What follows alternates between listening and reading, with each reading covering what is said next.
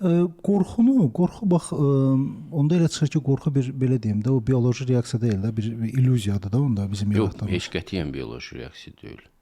Ümumiyyətlə, yer üzündə olan heç nə bioloji, mexanistik, aşağı bir şey deyil.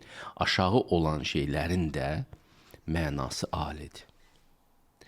Ən aşağı olan şeylərin ali mənası var.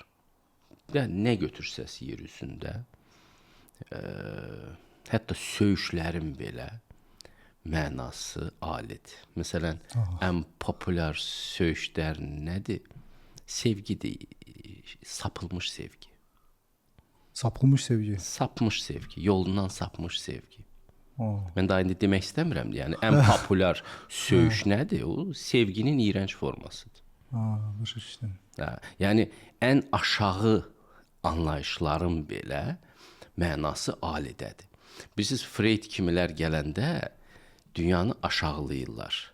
Dünyanı aşağılayanlar var alimlər arasında. Dünyanı ucaldanlar var. Freud kimilər dünyanı aşağılayırlar ki, sizin ali sferada müraciət elədiyiniz nə fenomenlər var, eşq var, yaradıcılıq var. Bunlar hamısı seksual instinktlərin primitiv, bəsit, heyvani şeylərin O ifadəsidir. yenə də instinktiv tərəfə toxunur. Aynen. Mən ona görə bu söhbətə etiraz edirəm. Yəni, instinkt anlayışı da əslində o yükü daşıyır üzərində. İnsanı heyvanla izah eləmək, yox, insanı göylə izah eləmək lazımdır, yerlə izah eləmək lazım deyil.